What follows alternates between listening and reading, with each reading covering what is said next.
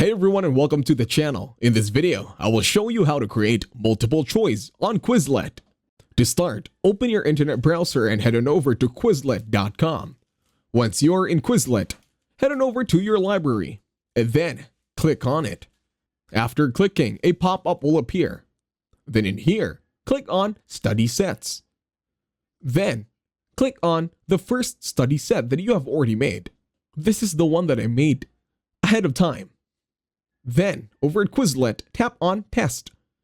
Then wait for the website to finish loading. Dismiss the pop-up for now. Then in here on the upper right, click on Options.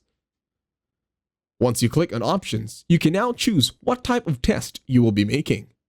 Make sure multiple choice is the only one left over at the choices. Once you are satisfied with your settings, you can now go ahead, press X or create new test.